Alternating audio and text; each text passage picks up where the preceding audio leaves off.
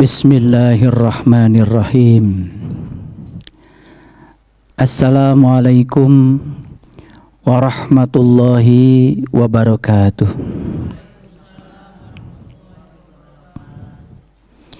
Alhamdulillahi rabbil alamin, Ar-Rahmanirrahim, Maliki yaumiddin. Iyyaka na'budu wa iyyaka nasta'in. Ihdinas syiratal mustaqim, syiratal ladzina an'amta alaihim, ghairil maghdubi alaihim waladdallin.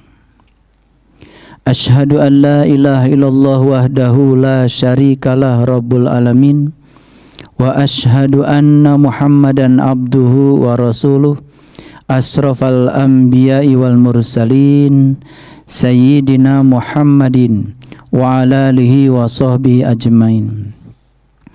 Subhanaka la ilma lana illa ma 'allamtana innaka antal alimul hakim. Subhanakallahumma rabbana wa bihamdika asyhadu an la ilaha illa anta astaghfiruka wa atubu ilaih. Astaghfirullahaladzim, astaghfirullahaladzim, astaghfirullahaladzim. Allazi la ilaha illa huwal hayyul qayyum wa atubu ilaih min jami'il ma'asi wa dzunub. La haula wa la quwata illa billahil aliyyil azim. Kita sering sekali memanjatkan doa. Ad-doa dalam bahasa Arab itu artinya adalah undangan. Ad-doa sebetulnya bukan sekedar permintaan, tapi ad-doa adalah undangan. Berdoa kepada Allah pada hakikatnya adalah mengundang Allah,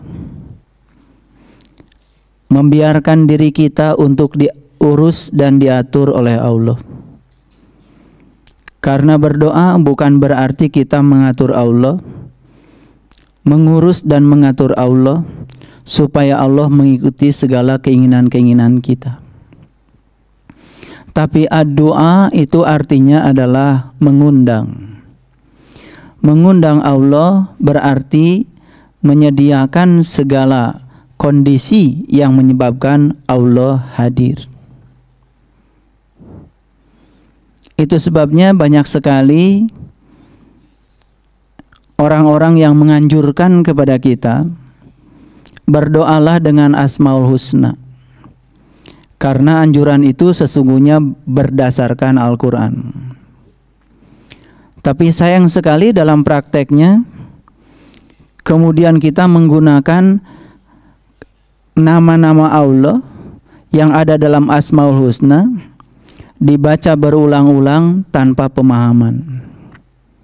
Padahal sesungguhnya nama-nama Allah yang ada di 99 Asmaul Husna itu pada hakikatnya adalah sarana untuk menghadirkan Allah di dalam kehidupan kita. Dan saat kita bisa menghadirkan Allah, berarti kita sudah sukses mengundang Allah. Kalau Allah sudah hadir, apalagi yang mau kita cari? Hasbi Allah. Maka Allah akan mencukupkan segalanya kepada kita. Jadi ad-doa itu artinya adalah undangan. Itu sebabnya dalam prakteknya doa itu sesungguhnya adalah wujudnya pikiran kita. Yang kedua kata-kata kita.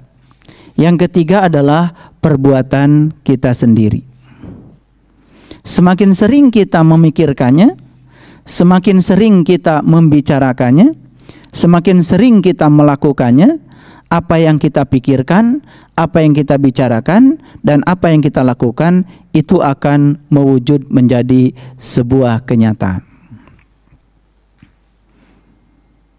Banyak di antara kita yang rajin memanjatkan doa-doa kepada Allah, tapi pada saat yang bersamaan setelah kita memanjatkan doa-doa kepada Allah, kemudian kita menegasikan yang kita panjatkan dengan pikiran, kata-kata, dan perbuatan yang kontradiktif dengan yang kita panjatkan. Kalau kita menapakuri 99 asma Allah, dimulai dengan Ar-Rahman, Ar-Rahim, Al-Malik, Al-Qudus, As-Salam, Al-Mu'min, Al-Muhaimin, Al-Aziz, Al-Jabar, Al-Mutakabbir, Al-Khaliq, Al-Bari, Al-Musawwir, terus sampai puncaknya adalah As-Sabur. Mengundang Allah di dalam diri kita adalah menciptakan kondisi agar Allah hadir. Bagaimana caranya? Allah itu memiliki sifat Ar-Rahman, yang Maha Pengasih. Bagaimana mungkin Allah akan hadir yang Maha Pengasih kalau kita tidak mengkondisikan hadirnya Sang Maha Pengasih? Allah yang Maha Pengasih tidak akan pernah menghadiri para pembenci. Allah yang Maha Pengasih tidak akan pernah menghadiri orang yang pilih kasih. Allah yang Maha Pengasih tidak mungkin menghadiri orang-orang yang iri hati. Allah yang Maha Pengasih tentu saja akan menghadiri orang-orang yang sudah menselaraskan dirinya dengan sifat Allah yang Maha Pengasih. Itu sebabnya Allah ngasih batasan. Wa ahsin kama ahsanallahu ilaika. Berbuat baiklah kamu sebagaimana Allah telah berbuat baik kepadamu. Jadi mekanisme perbuatan baik itu baru dikatakan perbuatan baik kalau cara melakukannya persis seperti cara Allah melakukannya kepada kita. Allah menyayangi kita tanpa keinginan, tanpa muatan. Allah menyayangi kita tanpa minta balasan apapun dari kita. Jadi sangat berbeda kalau kita melakukan tindakan kebaikan semata-mata karena kita menggandengkan kebaikan kita dengan muatan-muatan di belakang.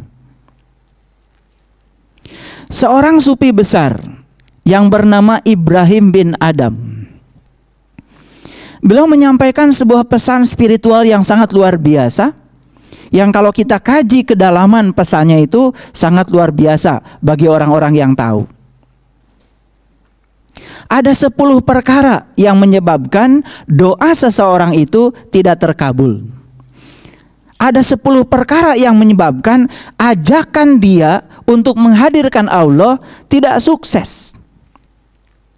Perkara yang pertama adalah menyangkut Allah.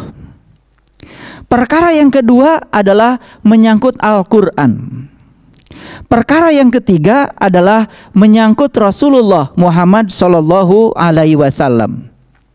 Perkara yang keempat menyangkut iblis. Perkara yang kelima menyangkut surga. Perkara yang keenam menyangkut neraka. Perkara yang ketujuh menyangkut kematian. Perkara yang kedelapan menyangkut nikmat. Perkara yang kesembilan menyangkut aib orang. Dan perkara yang ke-10 menyangkut kuburan. Saya akan urai satu persatu hakikat dari pesan beliau ini. Semoga kita mendapatkan berkah. Yang pertama, yang menyebabkan kita gagal menghadirkan Allah atau kita gagal merasakan kehadirannya, yang pertama menyangkut Allah itu sendiri. Banyak orang yang menyatakan diri sudah mengenal Allah, tapi kemudian pada saat yang bersamaan dia tidak menegakkan hak-hak Allah. Bila seseorang menyatakan mengenal Allah, tapi saat bersamaan tidak menegakkan hak-hak Allah, itu artinya dia belum mengenal Allah.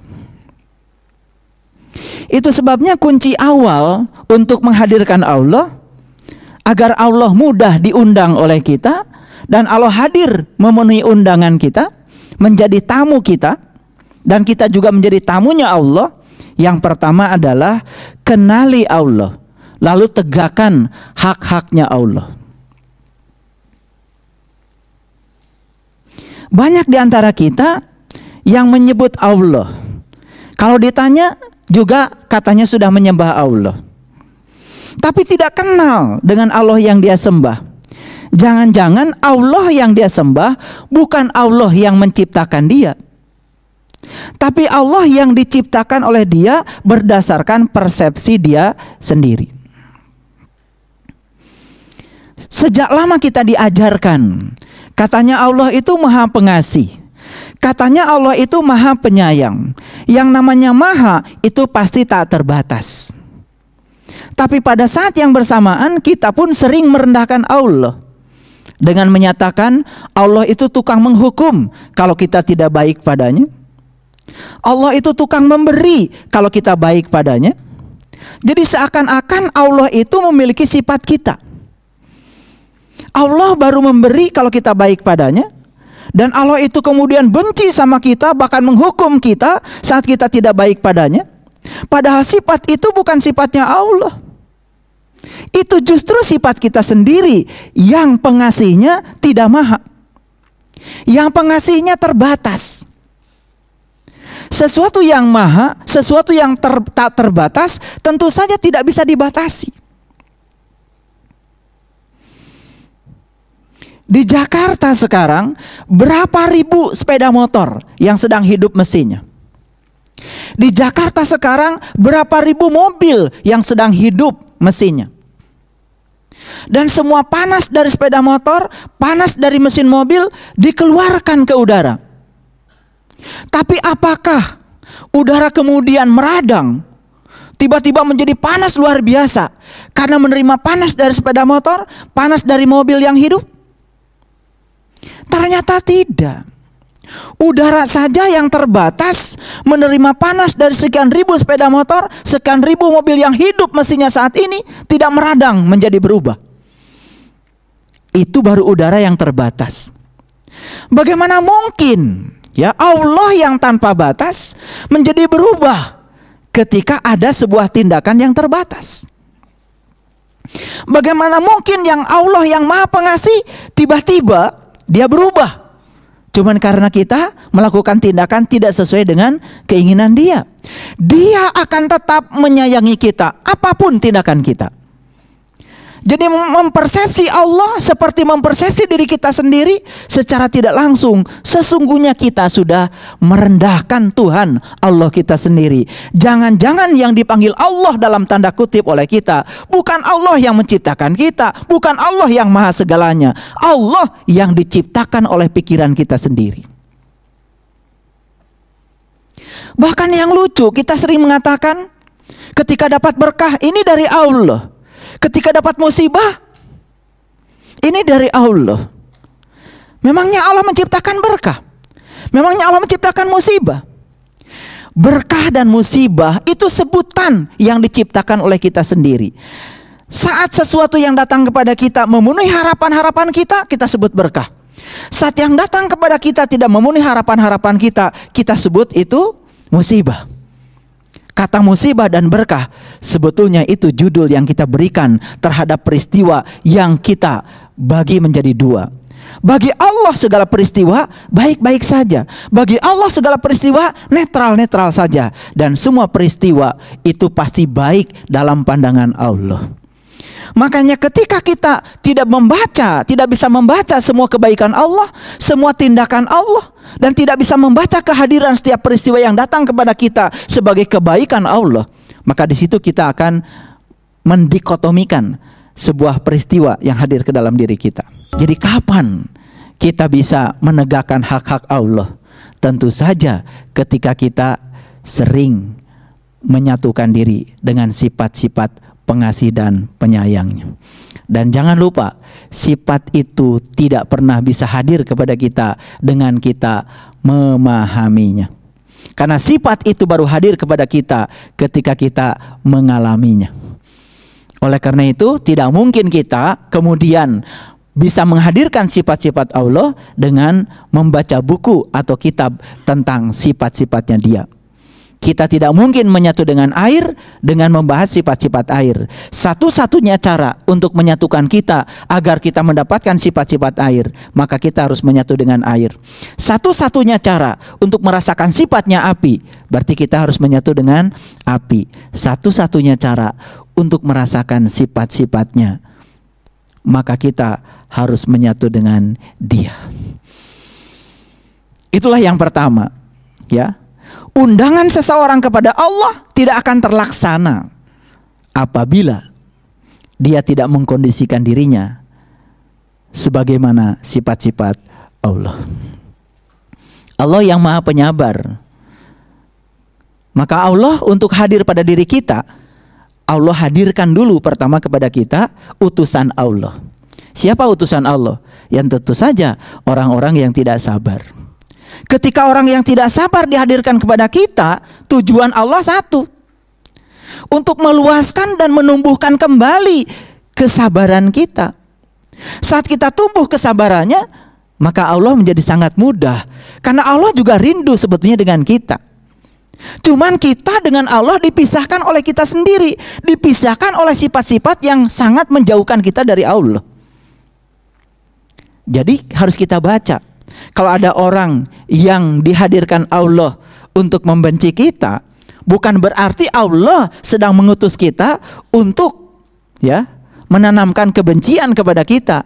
Harus dibaca oleh kita bahwa orang yang membenci kita dihadirkan Allah, tujuannya apa? Supaya sifat Rahman dan Rahim kita tumbuh lagi. Karena dengan cara menghadirkan orang yang semacam itu, kita akan ditumbuhkan. Tapi apa yang terjadi?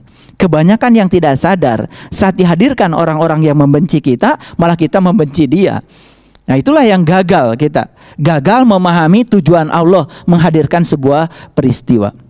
Itu sebabnya di dalam Al-Quran, terutama surat Al-A'raf, ada pernyataan Allah yang sangat indah. Pernyataannya begini: barang siapa yang berat timbangan amal kebaikannya, maka dialah orang yang beruntung. Tapi barang siapa yang ringan timbangan amal kebaikannya, dialah orang yang merugi, disebabkan mereka tertutup terhadap tanda-tanda Allah. Jadi kapan seseorang itu bisa timbangan kebaikannya besar dan banyak? Satu, apabila dia terbuka terhadap semua tanda-tanda Allah. Dan kapan dia menjadi orang yang rugi dan timbangan amal kebaikannya ringan? Itu tepat pada saat dia tertutup terhadap tanda-tanda Allah. Makanya tugasnya kita belajar agama adalah mencerdaskan pikiran kita, agar pikiran ini bisa memiliki sebuah ketajaman untuk melihat pesan-pesan apa di balik kehadiran setiap peristiwa. Makanya jangan salah kalau kemudian banyak orang yang sering menyebut-nyebut kata Allah, tetapi dia tidak memahami dan mengenal kepada Allah, lalu kemudian dalam perjalanannya dia pun tidak menegakkan hak-hak Allah. Disitulah yang menyebabkan itu menjadi hambatan Allah untuk hadir pada orang itu. Jadi kalau kita sekarang ini jiwa kita merasa terasing di rumah kita sendiri karena kita tidak merasa bersatu dengan Allah, itu penyebab yang pertama, karena kita sering mengatakan mengenal pada sesungguhnya tidak mengenal. Dalam saat yang bersamaan kemudian kita tidak menegakkan hak-hak Allah. Mari kita baca yang berikutnya lagi.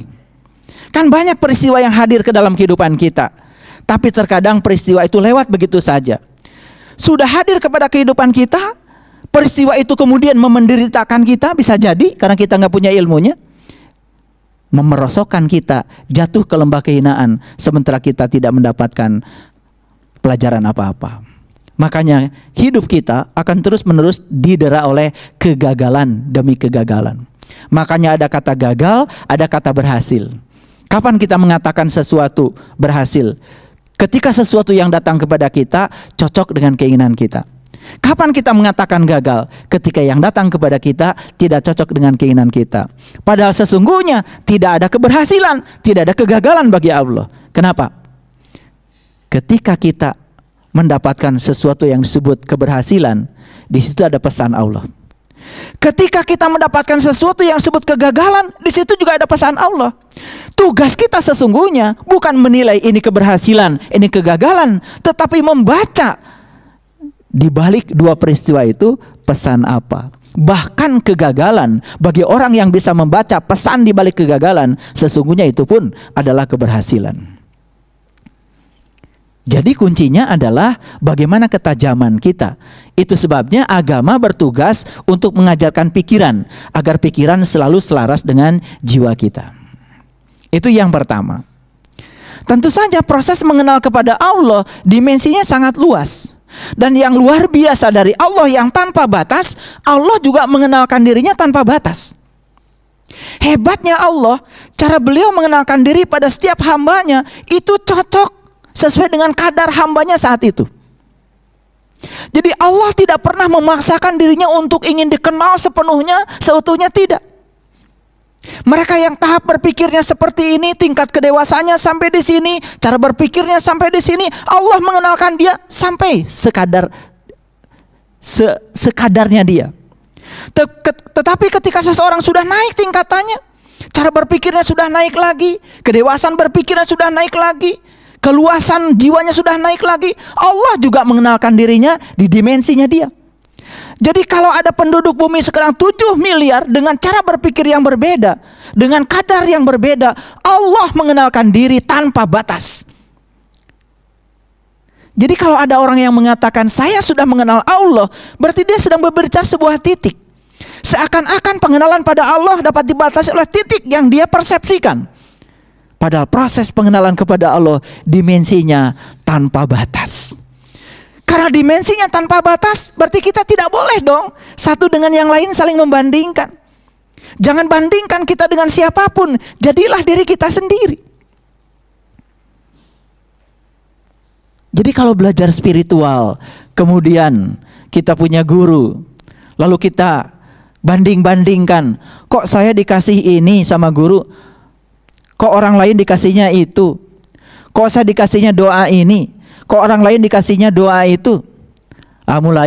Mulai nggak benar itu belajar spiritual. Padahal spiritual itu sifatnya individual. Apa yang diajarkan guru padamu, ya sudah, itu bagianmu. Yang diajarkan guru kepada yang lain, ya sudah, itu juga bagian yang lain. Jangan dibandingkan.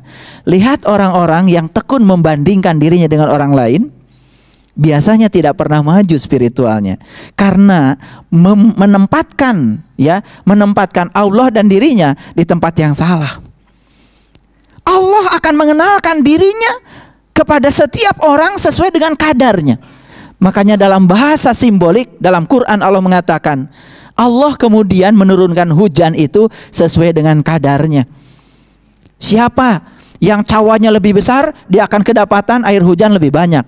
Siapa yang cawannya kecil akan mendapatkan air hujan ya sesuai dengan ukuran cawannya. Siapa yang datang kepada Allah membawa gayung, dia dapat 1 gayung. Siapa datang kepada Allah membawa ember, dia dapat 1 ember. Siapa yang datang kepada Allah membawa drum, dia dapat 1 drum. Dan siapa yang datang kepada Allah membawa samudra, dia pun akan mendapatkan cinta dan kasihnya sebesar samudra. Itulah keadilan Allah. Keadilan Allah bukan berarti Allah bertindak sama pada semua orang. Karena setiap kelahiran diciptakan oleh Allah untuk tujuan yang berbeda.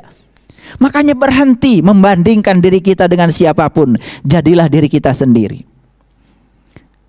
Makanya mereka yang sering berubah dengan apa kata orang tentang dirinya, tidak pernah menjadi dirinya sendiri. Biasanya hidupnya menjadi lelah. Bahkan berjuang untuk dicintai oleh orang lain pun, ya, membuat kebaikan, membuat perubahan pada diri semata-mata karena ingin dicintai orang. Kalau kita melakukan perubahan pada diri kita semata-mata karena kita ingin dicintai orang, maka perubahan kita sebenarnya bukan perubahan tentang diri kita. Itu adalah kita sedang menjadi orang lain. Jadi kalau ayam jago itu punya sifat, ya, kalau sudah dikasih taji di kakinya, kemudian dipertemukan dengan ayam jago yang lain, biasanya dia tidak pernah menghindar. Jarang 2 ayam jago yang sudah dikasih taji dalam kontes sabung ayam, kemudian kedua ayam itu menolak, ya, pada bosnya, lalu dia mengatakan saya tidak mau bertarung. Jarang. Biasanya kalau ayam sudah dikasih taji, ya, kemudian dipertemukan dengan jagoannya, dan kemudian majikannya sorak-sorai, pasti dua ayam itu akan bertarung. Dan biasanya dia juga akan cenderung menyakiti ayam yang lain. Sebelum ayam itu betul-betul, ya, kalah, dia tidak akan pernah berhenti bertarung. Padahal lupa dia sebetulnya sedang dikendalikan oleh orang lain. Dia sedang dikendalikan oleh majikannya. Karena ayam jago ya tidak pernah menjadi dirinya sendiri.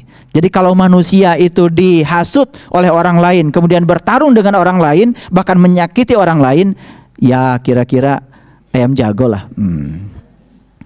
Bedakan dengan siput. Coba kalau siput, ya, siput disuruh pertandingan lari, ya siput, dia jadi dirinya sendiri. Jarang kemudian siput tiba-tiba mengubah dirinya dari yang jalannya lambat tiba-tiba menjadi jalan cepat. Enggak, dia jalannya lambat saja. Justru siput sedang ingin menunjukkan pada yang memiliki siput, inilah aku. Ketika dipaksa untuk lari, ya siput santai aja.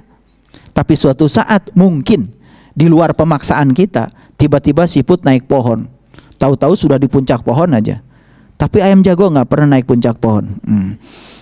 Mungkin kita mengira karena ayam jago punya sayap, dia bisa mencapai puncak pohon. Padahal siput itu yang jalannya lambat gitu. Dengan kepercayaan dirinya, menjadi dirinya sendiri, lambat laun dia naik ke puncak pohon. Jadi orang-orang yang hidupnya sudah menjadi dirinya sendiri, berubah bukan karena ingin dicintai, berubah bukan karena ingin dihormati, berubah bukan karena ingin orang simpati sama dia, berubah karena ingin menjadi dirinya sendiri. Lihat, orang seperti itu lama-kelamaan sampai di puncak. Tapi orang yang sering, ya, membiarkan dirinya menjadi apa kata orang tentang dirinya, biasanya tidak pernah menjadi siapa-siapa. Itulah yang sering kita lupakan. Ya, yang sering kita lupakan. Itu sebabnya yang pertama, ya, dan yang paling utama dalam proses menghadirkan Allah adalah proses mengenali Allah. Jadi berulang-ulang saya mengatakan, cara mengenal Allah yang paling jitu adalah dari Allahnya itu sendiri. Mengenal Allah jangan lewat buku. Mengenal Allah apalagi lewat orang.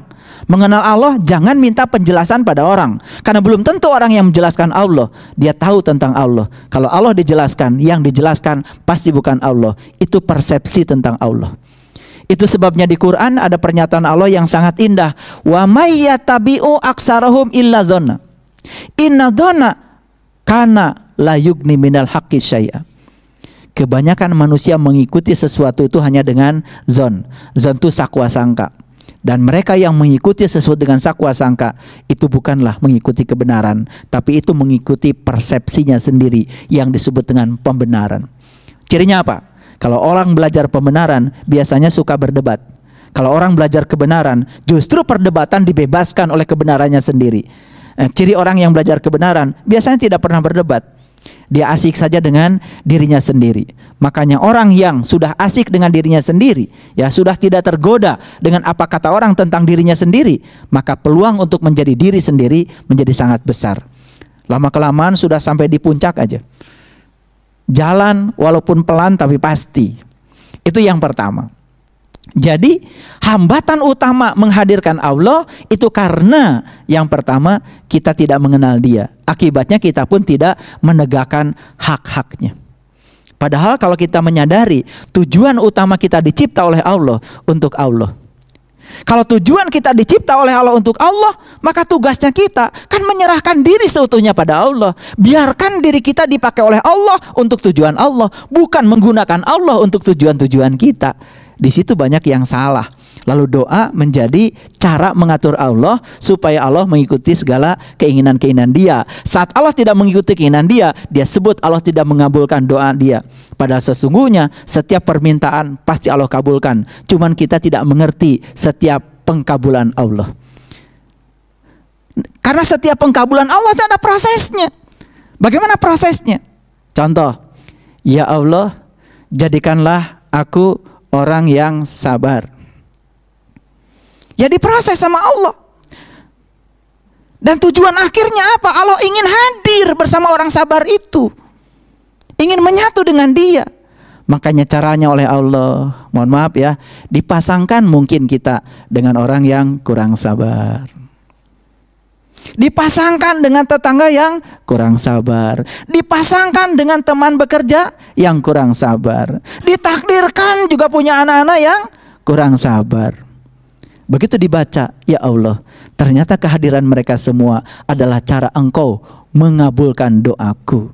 Karena suatu saat aku akan menjadi orang yang sabar. Setelah aku menjadi orang yang sabar, sesabar Engkau, maka Engkau menjadi hadir. Itu kuncinya doa. Makanya kalau sudah sampai di titik itu, yang terakhir kan doa cuma satu, hasbi Allah, cukuplah Engkau. Agak panjang sedikit, hasbunallah wa ni'mal wakil, ni'mal maula wa ni'man nasir. Tapi yang paling pendek dari doanya para nabi, para rasul, cuma satu, hasbi Allah. Kapan hasbi Allah itu meluncur dari mulut kita? Bukan rekayasa, tapi tepat pada saat kita sudah bisa mengubah seluruh penderitaan, bukan sesuatu yang memenderitakan kita lagi. Makanya agama harus mengubah sudut pandang yang memenderitakan menjadi sudut pandang yang tidak memenderitakan. Karena segala penderitaan berasal dari pikiran kita sendiri. Jadi kita lupa ya, selama ini dikiranya penderitaan itu di luar. Padahal penderitaan itu adanya di sudut pandang pikiran kita. Makanya saat kita berhasil mengubah sudut pandang pikiran kita dari pikiran yang memenderitakan menjadi pikiran yang mendamaikan, yang menenteramkan, karena kita sudah bisa memahami, sudah bisa menerima, maka ujungnya kita juga akan rela berkorban. Itulah cinta kepada Allah. Yang kedua, kata Ibrahim bin Adam, dia sering membaca Al-Quran, tetapi dia tidak mengerti apa-apa dari bacaannya. Mari kita lihat kembali posisi Al-Quran. Al-Quran itu hudan. Al-Quran itu petunjuk. Kalau dia petunjuk berarti fungsinya Al-Quran untuk menunjukkan. Menunjukkan apa? Ya menunjukkan rahasianya Allah. Untuk apa? Supaya kita mengenal Allah. Untuk apa? Supaya kita sampai kembali kepada Allah. Karena kita berasal dari Allah, tujuan kita ujung-ujungnya kan kembali kepada Allah. Sekarang saya mau kasih sedikit renungan. Banyak gak orang kalau ditanya, apa sih pedoman hidupmu? Pasti jawabannya Al-Quran. Betul? Apakah cukup kita mengakui pedoman hidup saya Quran, pedoman hidup saya Quran, sementara kita tidak pernah menyadari apa sih isinya Quran? Coba kita mulai dari yang pertama, Al-Fatihah. Apa sih isinya Al-Fatihah? Itu ya aja yang sederhana. Sampai-sampai Rasulullah mengatakan orang yang sholat setiap rakaatnya kelewat gak baca Al-Fatihah tidak sah rakaatnya. Apa pesan Rasulullah? Lalu kita bangga karena sudah baca Al-Fatihah setiap rakaat? No, itu dimensi luar. Dimensi dalamnya apa? Kenapa setiap rakaat sholat harus baca Al-Fatihah? Kalau kita cuma sekedar baca Al-Fatihah, tetapi kita tidak mengerti esensi Al-Fatihah, bahkan kita tidak bisa mengamalkan Al-Fatihah dalam sholat itu, sholat kita juga akan menjadi rakaat-rakaat yang tersia-siakan. Apa pesan Al-Fatihah? Dari katanya sendiri sudah luar biasa. Al-Fatihah artinya pembuka. Jadi setiap rakaat harus membuka kesadaran kita. Setiap rakaat harus membuka rahasia Allah yang ada dalam diri kita. Setiap rakaat harus meningkatkan kesadaran kita. Setiap rakaat harus meninggikan kesadaran kita. Harusnya kan begitu. Tapi coba kita baca Quran, surat Al-Fatihah setiap rakaat, bahkan cepat-cepat bacanya, tidak pernah menyadari esensinya. Makanya Al-Fatihah itu luar biasa bagi yang tahu. Tapi bagi yang tidak tahu, Al-Fatihah ya biasa saja. Makanya di Al-Fatihah itu manusia cuma dibagi menjadi 3. Yang pertama yang dapat nikmat, yang kedua yang dimurkai, yang ketiga yang tidak tahu jalan. Yang tidak jauh jalan akibatnya jadi tersesat. Siapa yang dapat nikmat? Yang dapat nikmat cuma 4 menurut Al-Fatihah. Yang pertama para solihin, yang kedua para syuhada, yang ketiga para siddiqin, yang keempat para nabi. Siapa yang dimurkai? Mereka yang sudah dapat gelar solihin, yang sudah dapat syuhada, yang sudah dapat shodikin, bahkan sudah bisa mengalami pengalamannya Nabi, karena sudah dapat ilmunya Nabi, kembali ke belakang, bahkan mungkar, tidak percaya. Itulah orang yang dimurkai. Dan siapa orang yang tidak tahu jalan? Ya namanya juga orang tidak tahu, pasti kalau dia berjalan tersesat. Ya orang yang tidak tahu, sudah tidak tahu, tapi dia tidak tahu bahwa dirinya tidak tahu, tidak mau tahu, tidak mencari tahu. Itulah yang menyebabkan seseorang tersesat. Tapi orang yang sedang tersesat, ketika dia bertanya, pasti dia akan bebas dari ketersesatannya. Makanya jangan takut tersesat, karena takut tersesat membuat kita selamanya tersesat. Ketika kita berani tersesat dan kita mau bertanya kepada orang, dalam ketersesatan pasti kita akan bertanya. Dan saat kita tersesat, saat kita bertanya, maka ketersesatan kita akan dibebaskan. Saat kita mengalirkan pertanyaan pada diri kita, maka Allah akan mengalirkan jawaban ke dalam diri kita. Saat kita tidak mengalirkan pertanyaan, tidak melakukan aktivitas apa-apa, Allah juga tidak akan mengalirkan jawaban. Maka selamanya kita tersesat. Cuma 3, yang dapat nikmat, yang dimurkai, yang tersesat. Kita mau masuk yang mana? Tentu saja kita ingin yang dapat nikmat, tapi siapa yang dapat nikmat? Para solihin, para syuhada, para siddiqin, dan para nabi. Pertanyaannya, siapa solihin? Siapa syuhada? Siapa siddiqin? Siapa nabi? Jangan puas ketika mendengar orang menjelaskan tentang istilah-istilah itu. Jangan-jangan yang dijelaskan orang berbeda dengan bahasanya Allah dalam Al-Quran. Karena itu bahasanya Rob, bahasa Tuhan, bukan bahasa kamus. Ada orang yang mengatakan dirinya mungkin merasa sudah soleh. Siapa yang ngasih gelar Anda solihin? Karena solihin itu gelar dari Allah buat orang yang sudah mengerjakan amal soleh. Pertanyaannya, sudahkah tahu amal soleh itu apa? Pernahkah kita bertanya sama Quran, Quran apa sih amal soleh? Jangan-jangan setiap perbuatan baik yang kita lakukan kita sebut amal soleh. Padahal amal soleh dalam bahasa Quran spesifik. Dalam Quran surat Al-Kahfi ayat 110 Allah menyatakan, barang siapa yang ingin jumpa dengan Tuhannya, lakukan amal soleh. Berarti amal soleh itu adalah cara yang bisa mengantarkan kita kepada Tuhan. Itu sebabnya dalam Quran surat Al-Ahzab Allah ngasih batasan tentang sunnah Rasul. Batasannya apa? Laqad kana lakum fi Rasulillah uswatun hasanah liman kana yarjullah wal yaumal akhir wa zakarallaha katsira. Laqad kana lakum fi Rasulillah, sesungguhnya bagi kalian sekalian, bagi kalian semua, lakum. Siapa lakum itu? Lakum itu tidak semua orang. Hanya orang-orang yang mau mencontoh Rasulullah. Itu lakum. Laqad kana lakum fi Rasulillah, sesungguhnya bagi kalian semua pada diri Rasulullah ada apa? Uswatun hasanah. Hati-hati, uswatun hasanah itu tidak luas. Uswatun hasanahnya Rasulullah itu terbatas. Apa itu? Liman kana yarjullah, cara mencapai Allah. Cara mencapai Allah itu yang dibatasi Quran. Begitu hari ini kita bisa mencapai Allah karena bisa mengikuti sunnahnya Rasulullah. Apa yang terjadi? Wal yaumal akhir, besok, lusa, hari kemudian, wa zakarallaha katsira, baru kita bisa ingat Allah banyak-banyak. Kita tidak mungkin bisa mengingat Allah dari tulisan Allah. Kita tidak mungkin bisa mengingat Allah dari ciptaannya. Kita tidak mungkin bisa mengingat Allah dari menghafal sifat-sifatnya. Kita tidak mungkin mengingat Allah dari membaca asma-asmanya. Kita hanya akan bisa mengingat Allah dari Allahnya itu sendiri. Makanya perintah sholat di Quran itu kan setelah iman sama yang gaib. Zalikal kitabul la raiba fi hudal lil muttaqin. Siapa orang yang bertakwa itu? Alladzina yu'minuna bil ghaib wa yuqimunas shalah. Perintah sholat itu setelah kita iman sama yang gaib. Setelah kita iman sama yang gaib, bisa menyatakan yang gaib menjadi nyata, mengalami, memahami, meyakini. Setelah sampai di titik itu, baru sholat itu benar. Ketika ditanya siapa yang Allah mana yang kamu sembah tadi? Allah yang menciptakan langit dan bumi. Allah yang menciptakan diriku. Bukan Allah ciptaan pikirannya sendiri. Tapi jarang orang yang merenungi dia. Kalau sudah menyebut Allah, rasanya kita sudah beriman kepada Allah. Padahal iman itu tasdikun bil qalbi wa ikrarun bil lisan wal amalun bil arkan. Jadi yang kedua, banyak yang membaca Al-Quran tetapi tidak paham petunjuk apa yang dipesankan Al-Quran. Kalau saya kupas isi Al-Quran dalam pertemuan ini, tidak mungkin semuanya bisa kita kupas. Tapi paling tidak saya hanya menjelaskan apa sih esensi Al-Fatihah, apa sih esensi Al-Baqarah misalnya.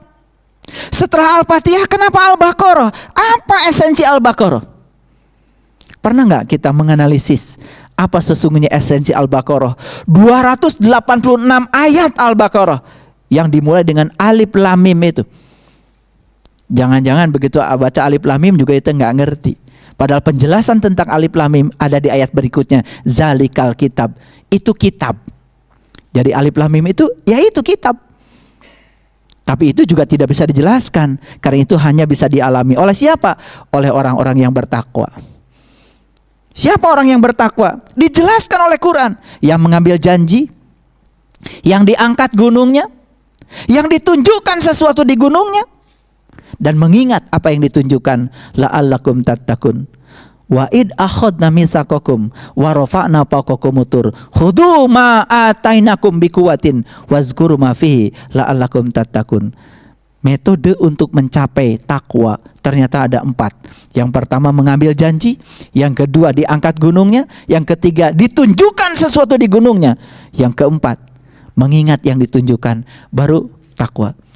Jadi kalau kita tidak mengalami prosesi itu, bullshit, omong kosong mengatakan diri sebagai orang yang bertakwa.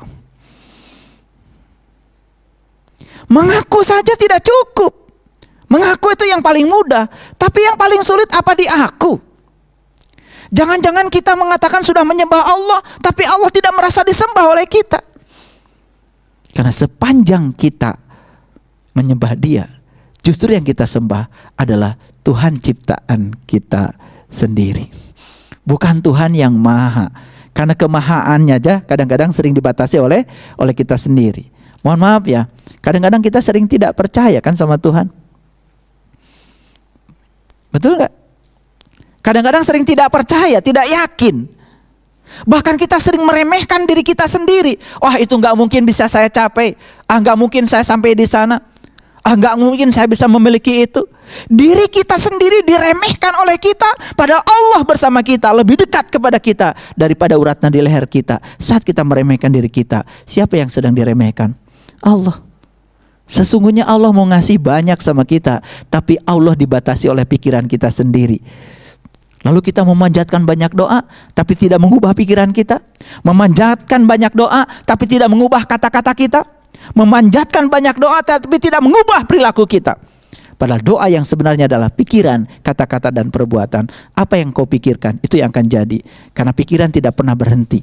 Orang yang memikirkan keburukan, pasti yang akan terjadi pada dirinya. Keburukan demi keburukan. Berapa banyak pun doa-doa mustajab yang dia ungkapkan, tidak akan pernah terjadi dalam kehidupan. Yang terjadi adalah yang dia pikirkan terus menerus.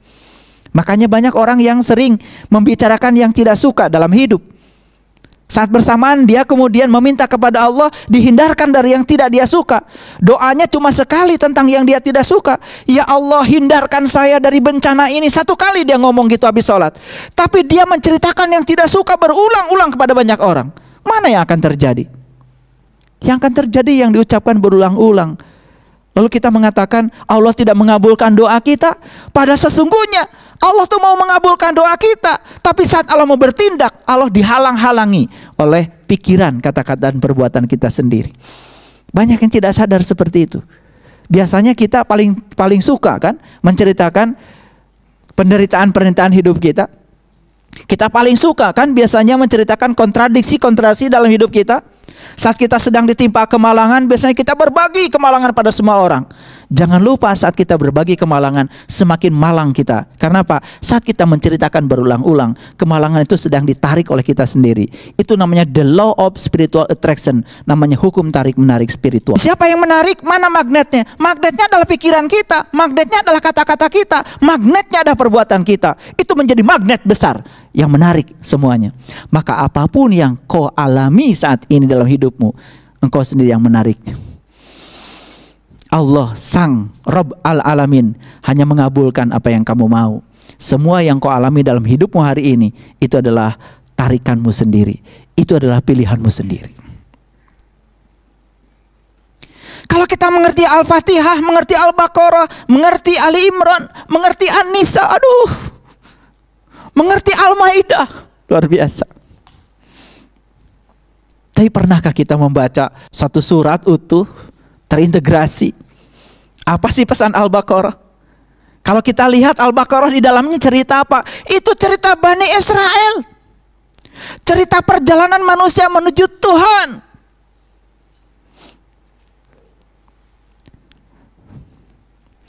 Kendaraannya adalah Al-Baqarah. Saya tidak mungkin bisa mengurai semua itu. Tapi kalau mau mendengar uraian saya, bisa mendengarkan ceramah-ceramah saya khusus tentang Al-Baqarah, satu surat yang sudah kita bahas. Itu pesan. Banyak gak yang membaca Al-Quran, sibuk saja membaca surat, tapi ketika ditanya apa sih pesan surat itu? Saya dapat surat, Pak. Ya, dari mana? Dari teman saya. Di mana? Di Arab. Terus bahasanya bahasa Arab, Pak. Sudah dibaca? Sudah, Pak. Ngerti? Enggak. Dan merasa puas karena dapat surat dari orang Arab, tulisannya bahasa Arab, dan dia sudah baca tulisannya karena dia pintar baca tulisan Arab, tapi enggak ngerti bahasa Arab. Jadi jangan dulu kemudian kita menjadi orang-orang yang overconfidence. Kalau merasa sudah membaca surat tapi tidak mengerti pesan surat, jangan dulu buru-buru mengatakan kita sudah mendapatkan hudan. Karena selama kita tidak dapat hudan, gak jadi kita jadi orang yang bertakwa. Itu yang kedua. Makanya coba kalau saya sampaikan ayat-ayat berikut dalam Al-Quran. Dalam Quran surat An-Nisa ayat 66 ada pesan Allah luar biasa. Pesannya begini: bunuhlah dirimu, keluarlah dari kampungmu. Hal itu lebih baik bagimu di sisi Tuhanmu. Dan jika kamu melaksanakan pelajaran itu, maka itu akan menguatkan imanmu. Orang yang baru membaca itu selintas, apalagi tidak mengerti bahasa Rob, bahasa Tuhan, mungkin juga salah kaprah. Bunuhlah dirimu, keluarlah dari kampungmu. Wah, ini perintah bunuh diri. Kata Allah dalam ayat itu, hal itu lebih baik di sisi Tuhanmu. Dan jika kamu melakukan itu, maka akan kuat imanmu. Ayo, gimana cara menerapkan ayat itu? Maka disitulah pentingnya berguru pada orang yang tahu. Jangan berguru pada orang yang mengira-ngira ayat itu. Nanti dikira-kira lagi, salah lagi. Bunuhlah dirimu, keluar dari kampungmu. Jadi ayat itu perintah buat orang yang masih tinggal di kampung. Yang udah di kota, ya tinggal ditambah aja lampunya. Lalu di ayat lain ada kata-kata begini, ya, kamu mengira mereka itu bangun, padahal mereka tidur. Kami bolak-balikan mereka ke kanan dan ke kiri, sedang kedua lengan anjing mengunjur di muka pintu gua.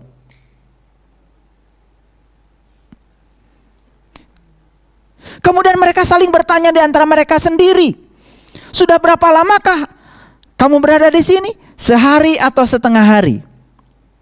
Tuhan kamu lebih mengetahui berapa lamanya kamu berada di sini. Pergilah kamu ke kota dengan membawa uang perakmu. Dan lihatlah di sana makanan yang lebih baik, ambil makanan itu sesukamu. Janganlah kamu berlaku kasar, berlaku lemah lembutlah kamu. Dan jangan sekali-kali kamu menceritakan halmu pada seorang jua pun. Gimana mengamalkannya? Dan Rasul datang kepada Bani Israel. Kemudian Rasul berkata, hai Bani Israel, aku akan menyampaikan mujizat yang Tuhan sampaikan kepadaku. Dan aku akan bentuk kamu yang berasal dari tanah menjadi burung. Dan aku akan meniupnya. Dan nanti kamu akan bisa terbang menjadi burung dengan seizin Allah. Dan tepat saat itu kamu akan dibebaskan dari 3 penyakit. Penyakit buta mata kalbu, penyakit kulit, dan penyakit kematian jiwamu. Quran surat Ali Imran ayat 49. Bagaimana mengamalkan ayat itu? Kok Rasul datang kepada Bani Israel, yang mau diajarkan apa? Mujizat dari Tuhan agar Bani Israel itu yang terbuat dari tanah dibentuk menjadi burung. Siapa yang dibuat dari tanah? Bukankah kita manusia? Bagaimana tubuh ini dibentuk menjadi burung? Bagaimana bisa terbang? Apa yang terbang? Tubuh mana yang terbang? Kalau nggak ada guru, pusing baca ayat itu. Saya tidak mungkin menyampaikan Quran 30 juz, tapi saya akan menyampaikan clue-cluenya saja. Kalau tanpa mengalami, tanpa memahami, tanpa bantuan seorang yang tahu, kita akan bingung menjelaskan ayat itu. Makanya Allah menjelaskan, hanya ulul albab yang diberi oleh Allah kemampuan untuk menakwil ayat-ayat mutasabihat. Yang mutasabihat tidak bisa ditakwil oleh orang-orang yang bukan ulul albab. Siapa ulul albab? Orang yang sudah bisa ingat Allah dalam keadaan berdiri, duduk, dan berbaring. Jadi siapa ulul albab? Ahlul bait yang sudah sampai kepada Allah. Sampai kepada Allah di mana? Bukan titik. Karena sampai kepada Allah bukan titik. Karena Allah tanpa batas. Makanya jangan sombong lalu mengatakan saya sudah sampai pada Allah. Karena kata sampai berarti membatasi Allah. Allah yang tak terbatas tidak mungkin dikenali dengan cara yang terbatas. Dan untuk mengenali Dia tanpa batas, maka kita diberi kesempatan oleh Allah pun tanpa batas. Jadi yang kedua, yang menghambat Allah hadir ke dalam diri seseorang, dia sering membaca Al-Quran tapi tidak paham.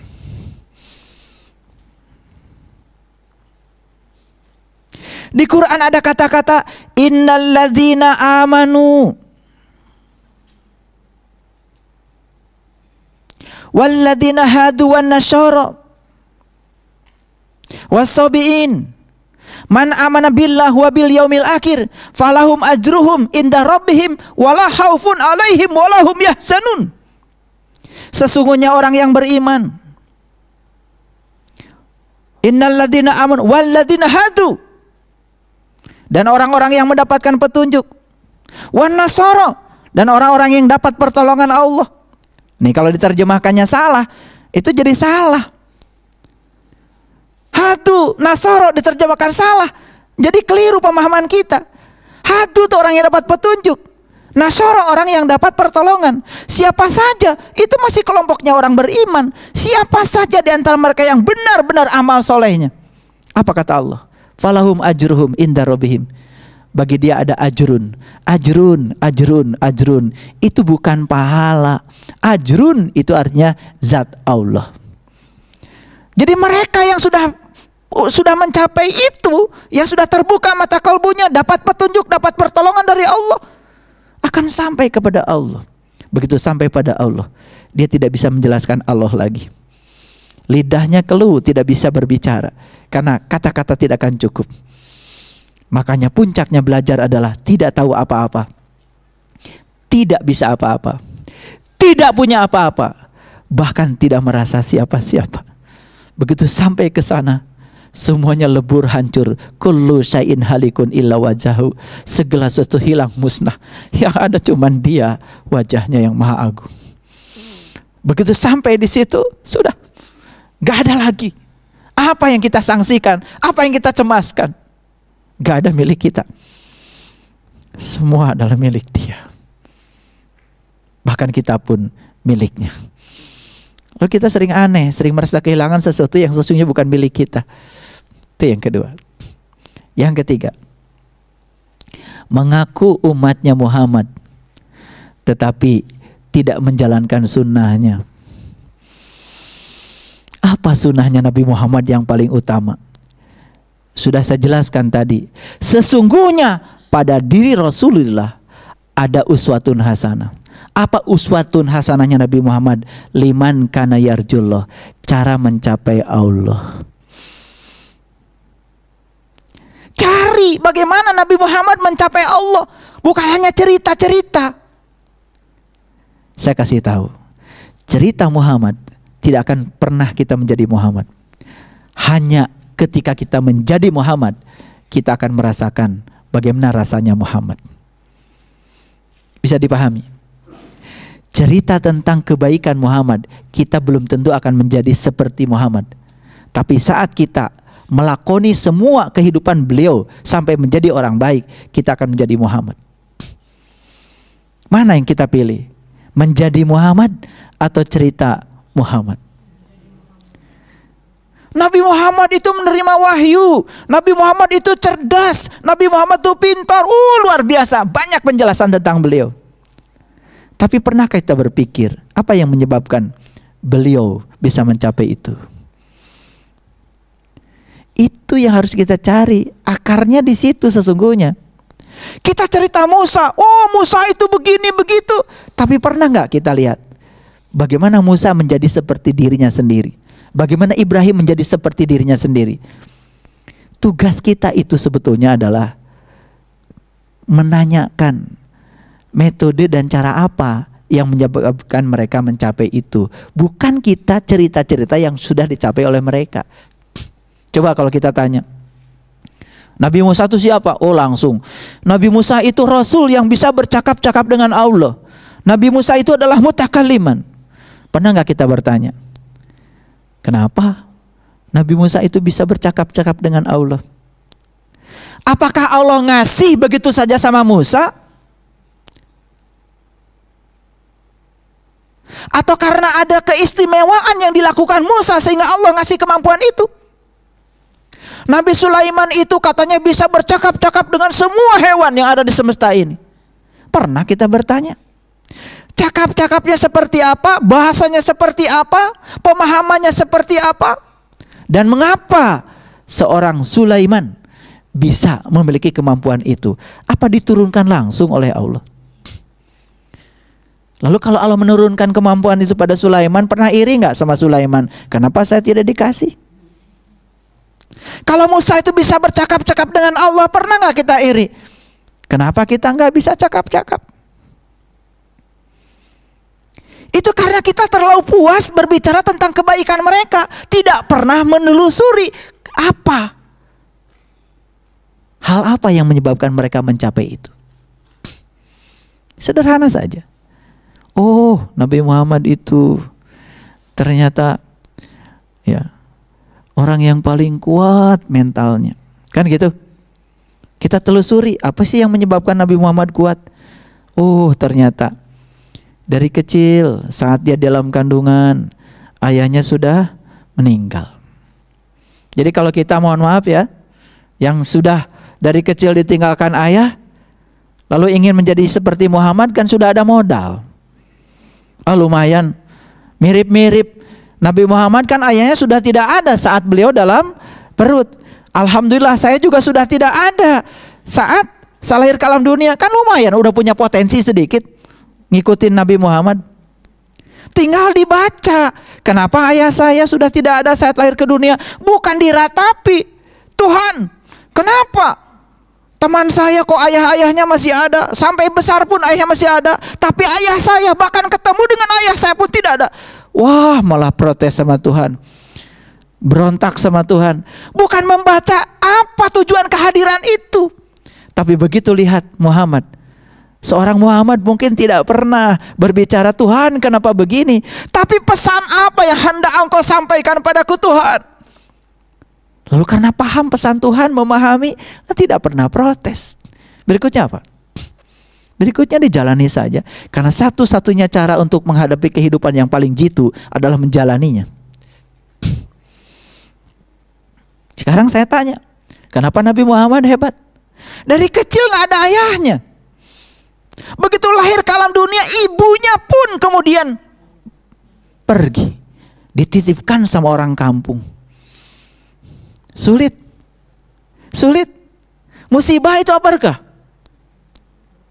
Ya Allah. Itulah cara Allah menguatkan Muhammad. Setelah cukup kuat lalu diberi tugas yang luar biasa oleh Allah. Kenapa beliau dikasih tugas yang berat? Disiapkan dari sejak awal. Jadi kalian harus percaya deh, kalau Allah ngasih sesuatu sama kita, pasti Allah ngasih fasilitas dan membantu kita untuk menyiapkan melewati sama saya. Kalau Allah ngasih sesuatu yang berat, sesulit apapun pada kita, percaya deh sama saya, Allah itu sudah menyiapkan fasilitasnya. Bahkan kita disiapkan oleh Allah untuk menyongsong itu. Karena apa?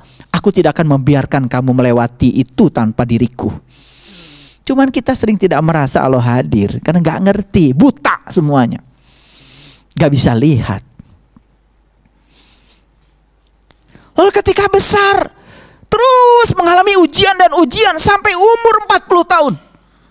Ujian tidak berhenti. Bahkan harus mengasingkan diri di Gua Hira selama 15 tahun. Bahkan dikejar-kejar oleh orang kafir Quraisy. Seakan-akan kita cuma bisa cerita aja. Oh, Nabi Muhammad dulu sulit dikejar-kejar kafir Quraisy. Kita pergi haji, pergi umroh, cuman puas ketika mau tauhid cerita itu. Tapi pernahkah kita berpikir bahwa itulah sarana Allah untuk membuat Muhammad sehebat itu? Jadi kalau kita ingin seperti Muhammad, ingin katanya satu surga dengan beliau, ya tentu saja kita pun harus bisa mengikuti semua proses seperti yang dialami beliau. Dan ujian yang diterima oleh kita tak sebanding dengan ujiannya beliau. Apa sih kita? Kita sekarang pergi dari Mekah ke Madinah aja pakai bis, bisnya pakai AC, di situ juga disediakan makanan. Nabi Muhammad coba bayangkan saat ziarah dari Mekah ke Madinah, seperti apa kondisi saat itu? Bukan padang pasir, gunung batu ya, yang terjal-terjal, tajam-tajam. Dulu saya waktu belum ke sana diajarin sama orang, oh katanya Mekah itu padang pasir. Begitu sampai ke sana, gak ada pasirnya. Yang ada gunung batu yang tajam-tajam, yang luar biasa. Dan kalau kita injak bisa terpeleset. Seperti itu medannya. Saya membayangkan bagaimana Muhammad dulu. Seperti itu perjuangan beliau. Kita ingin menjadi seperti dia, atau kita terus-menerus puas cerita tentang dia? Makanya lihat Quran. Apa sih yang menyebabkan Nabi Muhammad sampai kepada Allah? Apa? Cerita Nabi Muhammad itu dulu sabar. Emang kita cerita sabarnya Muhammad jadi orang sabar? Tidak. Berapa banyak ya orang dihadirkan Tuhan untuk membuat dia menjadi sabar. Orang-orang yang tidak sabar, orang yang pemarah, yang pendendam, dihadirkan kepada beliau lewat mereka. Kemudian Nabi Muhammad dibentuk menjadi seperti itu. Muhammad tidak pernah protes. Kenapa dihadirkan kafir Quraisy? Kenapa engkau hadirkan orang-orang yang jahat padaku Tuhan? Tidak pernah begitu. Tuhan ajarkan kepadaku pesan apa yang hendak engkau sampaikan lewat orang-orang seperti itu. Dan mereka telah menjadi guru-gurunya Nabi Muhammad yang luar biasa. Dan Muhammad menjadi hebat. Setelah hebat lalu dititipkan Quran yang 30 juz. Setelah hebat dititipkan amanah Allah yang luar biasa. Dalam sekejap 23 tahun bisa mengubah semesta ini. Pernah kita berpikir bagaimana 30 juz itu diterima? Mungkin kita hanya percaya sama orang-orang yang omong kosong. Seakan-akan Allah itu ya bicara gitu. Kalau Allah bicara berarti Allah punya mulut. Bukan Allah lagi. Bagaimana mekanisme Nabi Muhammad menerima wahyu? Saya lebih sepakat dengan orang-orang bijak yang mengatakan wahyu adalah getaran-getaran ilahi. Yes. Bagaimana cara Nabi Muhammad menerima wahyu? Ya tentu saja beliau menselaraskan diri dengan frekuensinya Allah. Saat frekuensinya sama, terjadi proses resonansi. Sama seperti radio kita. Ketika radio kita di rumah di tune in, frekuensinya disamakan dengan transmitter, dengan pemancar, maka semua siaran yang di sana kan bisa kita terima. Jazz di sana, jazz di sini, dangdut di sana, dangdut di sini, tidak jazz di sana, di sini dangdut. Tidak pernah menyimpang. Semua terkuantisasi frekuensinya. Proses resonansi itulah yang menyebabkan pesan yang digandengkan dalam frekuensi itu tersampaikan. Makanya ada istilah FM, frekuensi modulasi, AM, amplitudo modulasi. Yang dimodulasi frekuensi dan amplitudo. Tapi intinya saat dimodulasi berarti dalam gelombang itu ada pesan yang disampaikan. Sekarang saya tanya, apakah Allah sekarang tidak siaran? Allah siaran setiap saat, la ta'khudhuhu sinnatun wala naum. Cuman kita nggak dengar siarannya. Kenapa? Radio kita mati, nggak ada baterainya, nggak di tune in, frekuensi tidak sama dengan frekuensi Allah. Bagaimana kita bisa memahami dia?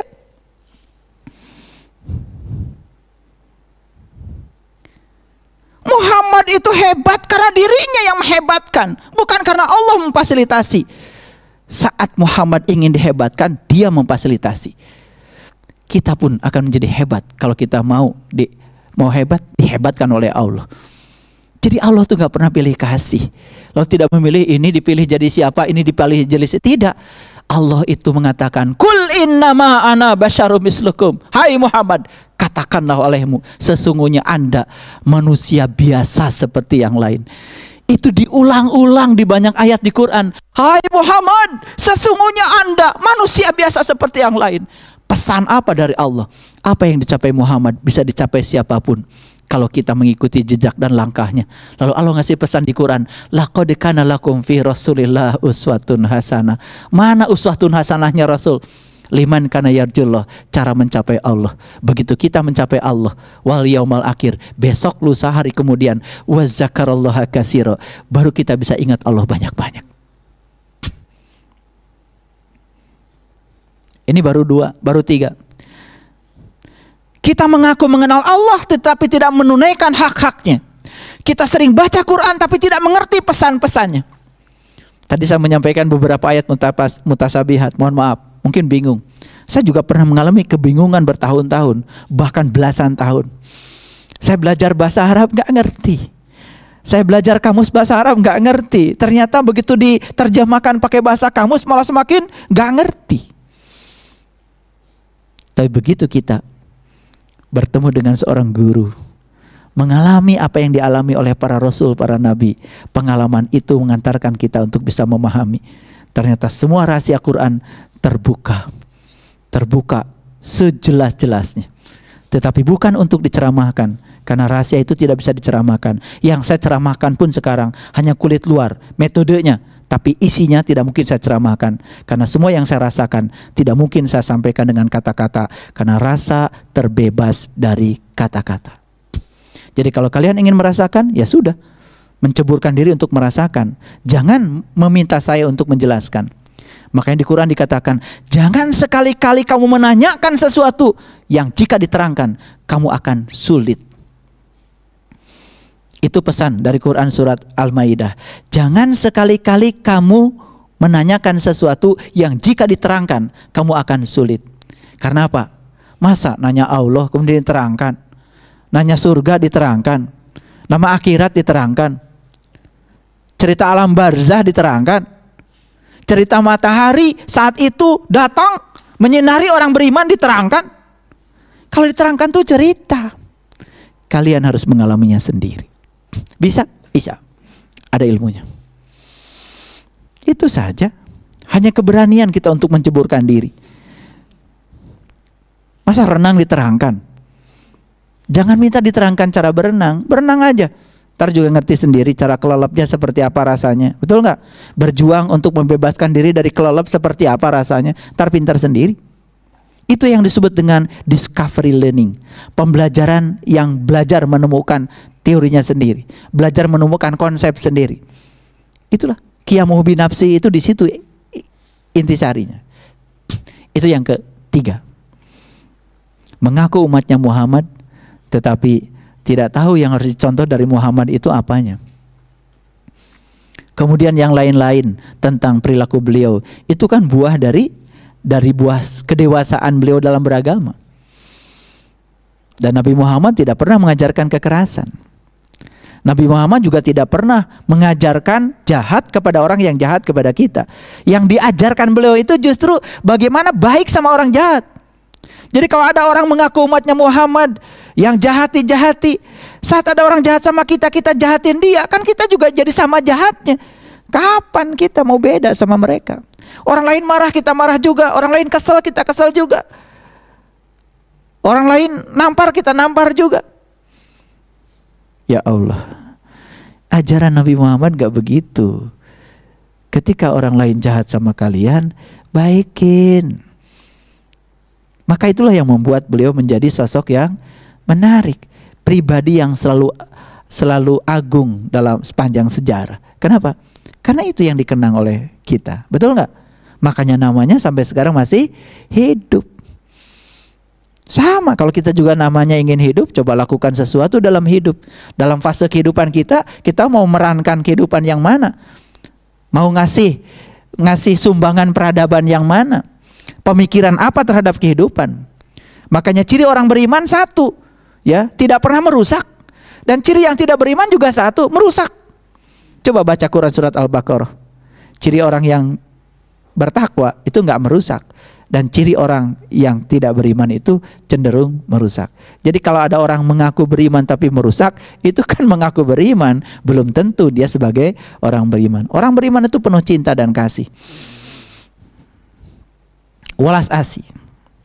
Itu yang ketiga. Yang keempat, katanya bermusuhan dengan iblis, tetapi selalu berteman. Itu yang keempat kata Ibrahim bin Adam. Sekarang kita coba dulu, kita belajar iblis itu siapa. Dalam percakapan di berbagai ayat di Quran, terutama percakapan tentang iblis, malaikat, dan Allah. Kan saat itu ya Allah menyuruh dua makhluk ini untuk sujud pada Adam. Siapa yang sujud? Malaikat. Siapa yang tidak sujud? Iblis. Jadi kita bikin sederhana saja pengertiannya. Jadi malaikat itu siapa? Yang sujud. Siapa iblis? Yang gak sujud, gitu aja. Sederhana? Sederhana. Sujud pada siapa? Pada Adam. Siapa Adam? Adam itu kan bukan sosok tubuh. Tapi Adam itu ruhku yang ditiupkan ke dalam tubuhnya Adam. Kalau yang kelihatan materialnya itu kan sebetulnya cangkangnya Adam. Adam yang sebenarnya yang tidak pernah mati, adanya di dalam ruhku. Wakil Allah di dalam tubuh kecil ini. Nah, ketika kita bisa mensujudkan diri kita pada wakil Allah di tubuh kita yang kecil ini, itulah malaikat. Dan ketika kita tidak sujud, itulah iblis. Suka nggak ada orang mengatakan, wah, tadi saya tergoda oleh iblis. Benar gak kalimat itu? Kalau nggak baca Quran nggak ngerti. Di Quran surat Al-A'raf dikatakan begini. Ini Quran surat Al-A'raf, ya. Berilah tangguh aku ya Allah, gitu. Karena aku sudah tersesat, maka aku akan menyesatkan manusia dari jalan Shiratal Mustaqim. Itu bahasa Quran. Ulangi lagi, ini agak berat ini. Karena aku sudah tersesat, maka aku akan menyesatkan manusia dari jalan Shiratal Mustaqim. Jadi siapa iblis itu? Yang menyesatkan manusia dari jalan Shiratal Mustaqim. Siapa? Yang menyesatkan manusia dari jalan Shiratal Mustaqim. Siapa Shiratal Mustaqim? Jalannya orang-orang yang dapat nikmat. Jalannya para solihin, para syuhada, para sidikin, dan jalannya para nabi. Jadi iblis itu hanya goda sama orang yang soleh, syuhada, sidikin, dan para nabi. Itu ada anak, Pak. Kenapa? Orang tuanya dibunuh. Terus dia itu, Pak, kegoda iblis. Bukan kegoda iblis, dia sendiri iblisnya. Gini, coba dengarkan. Kalau tergoda, kan ada yang menggoda, ada yang digoda. Betul nggak? Sedangkan iblis di Quran udah janji, aku hanya akan menggoda untuk menyesatkan manusia dari jalan Shiratal Mustaqim. Itu bahasa Quran loh, Al-A'raf. Jadi iblis ini profesional. Dia itu hanya mengambil peran yang penting, menggoda orang kalau mau lewat jalan Shiratal Mustaqim. Yang nggak lewat situ, dia sendiri iblisnya.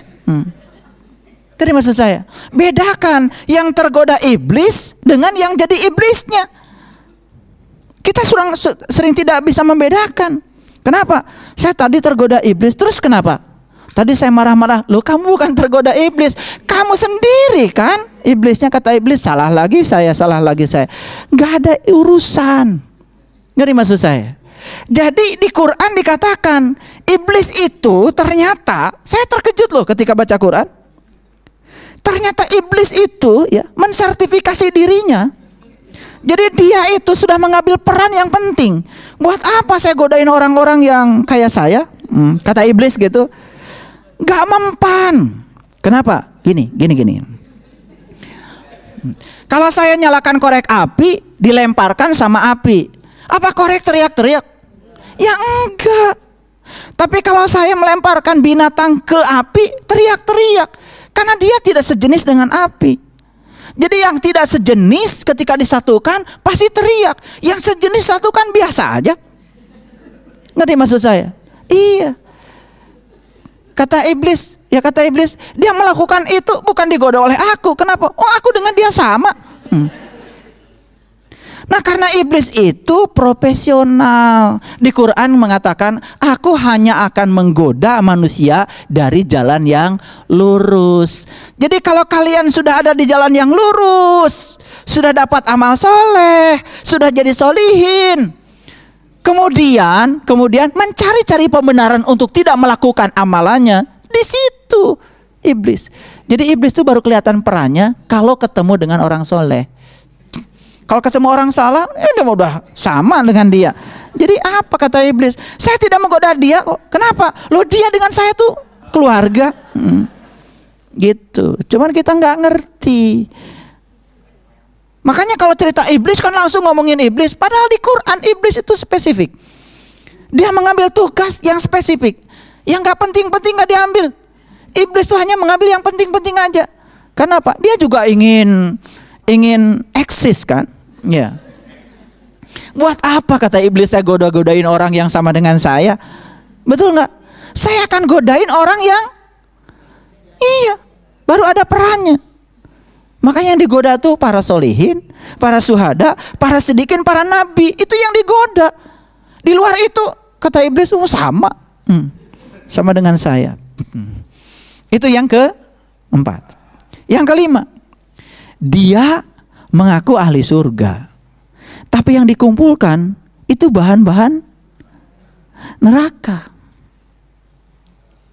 Nah sekarang kalau ditanya surga, di dalam Quran tuh nggak ada surga. Sekali lagi saya ingin katakan, di Quran nggak ada surga. Di Quran tuh adanya jannah. Surga bukan bahasa Quran. Jannah itu taman. Tapi saat Nabi Muhammad ditanya, ya Rasulullah, ketika ditanya malaikat Jibril, apa yang dimaksud dengan surga? Jawaban Rasulullah sederhana. Surga adalah tempat ganti buat mereka yang membebaskan keterikatan pada selain Tuhan. Jadi surga itu adalah sebuah kenikmatan saat kita membebaskan diri dari kemelekatan pada selain Tuhan.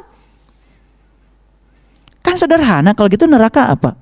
Neraka adalah tempat ganti yang diciptakan kita sendiri saat kita melekatkan dengan yang selain Tuhan. Bebas dari yang selain Tuhan surga, melekat kepada yang selain Tuhan neraka. Itu aja definisi surga dan neraka. Siapa yang membuat surga dan neraka? Kita sendiri. Mau melekat atau tidak kan urusan kita. Makanya coba perhatikan, yang jaga surga kan malaikat Ridwan. Ridwan itu artinya ridho. Yang jaga neraka kan malaikat Malik. Malik, milik. Milik itu ego, kepunyaan. Coba, ini punya saya, ini hasil saya, ini punya saya, ini hasil saya paling hebat, saya paling top, saya paling kuat. Orang-orang kayak gitu kan takut. Atribut yang dia kumpulkan takut lepas. Kan dia sudah melekatkan diri yang selain Tuhan. Apa itu ujung-ujungnya jadi apa? Kan jadi neraka bagi dia. Ini saya kasih tahu. Dulu kan kita nggak punya rumah. Terus berjuang toh? Susah nggak waktu berjuang cari rumah? Susah ya, udah ngeredit 20 tahun nggak lunas-lunas. Setelah punya rumah, damai apa susah? Tetap susah. Apa sih susahnya? Gimana caranya supaya rumah ini tetap milik kita? Betul nggak? Jika perlu punya 2, jika perlu punya 3. Kan itu kalau nggak cerdas. Sama seperti orang belum punya mobil. Saat nggak punya mobil susah. Begitu udah beli mobil tambah susah. Kegores dikit aja nggak tidur 3 hari 3 malam. Betul nggak? Iya. Tiap hari dilap aja mobil, kapan dipakainya? Susah dia. Begitu masuk ke mall, orang lain jalan-jalan, lihat baju bagus, sebentar dia ke parkiran. Sebentar-benar dia ke parkiran. Betul nggak? Iya. Karena apa? Karena tidak bisa melepaskan. Akibatnya apa? Dia terikat. Neraka bukan itu? Neraka. Jadi neraka itu sebenarnya sederhana, bisa dilihat. Lihat orang-orang yang sangat takut kehilangan dengan sesuatu yang dia sebut miliknya dia. dan dia sebetulnya menjadi susah. Dan itulah neraka. Makanya banyak orang yang tinggal di neraka tapi nggak sadar kalau dia sedang tinggal di situ. Karena dia pikir neraka tuh nanti. Yes, nanti ada. Tapi yang kecil-kecilan kan latihannya dari sekarang. Sudah ada. Makanya suka aneh kalau ditanya, neraka itu pengap, gelap? Iya Pak, neraka itu pengap, gelap. Di neraka ada api? Iya Pak, ada api. Kan bingung kita. Katanya pengap, gelap, malah ada api. Kita kalau pengap, gelap cari api. Betul nggak? Kan berlawanan. Itu kan bahasa simbolik. Segala sesuatu yang menyusahkan dan menderitakan kita gara-gara kita terlalu melekat padanya, itulah neraka. Makanya malaikat dijaga oleh malaikat Malik. Malik itu milik. Ini punya saya, ini hasil saya, ini kerja saya. Wah, semuanya saya. Lihat orang yang kayak gitu. Pelitnya auzubillah. Boro-boro nyumbang ke orang. Untuk dirinya sendiri aja pelitnya luar biasa. Iya, mau makan sehat aja kan sayang. Iya. Dia kalau beli ikan asin itu pakai kapas, ya, pakai kapas kemudian dipepes. Nah, dan kapasnya nggak dibuka, dicocol aja luarnya dulu, ya. Nanti kalau kapasnya udah mudar itu baru masuk ke bagian dalamnya. Kalau belum sebulan tuh nggak, iya, aneh itu. Iya, makanya banyak orang yang membeli sehat dengan yang membeli harta dengan sehatnya, dan setelah itu kemudian membeli sehat dengan hartanya. Dia punya sehat sekarang, dihabiskan sehat untuk membeli harta. Dan suatu saat harta yang dikumpulkan, dia gunakan untuk membeli sehat, tepat pada saat dia sakit. Kan itu bodoh. Jadi sampai di sini mengerti ya, surga dan neraka. Jadi melekat pada yang selain Tuhan, itu milik. Makanya neraka dijaga malaikat Malik. Kalau surga dijaga oleh malaikat Ridwan. Apa aja Ridwan? Ridho aja, ridho. Dan dia selalu bisa melihat di balik semua yang terjadi pesan apa. Karena ridho gampang melihatnya. Dalam pikiran yang hening dan jernih, segala sesuatu menjadi kelihatan transparan. Tetapi dalam pikiran yang keruh dan bergemuruh, sulit. Makanya lihat, air terjun selalu saja membuat gemuruh. Ada ikan pun gak kelihatan. Tapi air di telaga yang tenang, ikan pun sampai kelihatan. Dasar danau pun kelihatan. Nah, ketika kita masih pakewuh seperti air terjun, segala sesuatu menjadi tidak kelihatan. Saat kita tenang, damai seperti telaga, semuanya menjadi jernih kelihatan. Disitulah pesan-pesan semesta akan mengalir pada diri kita.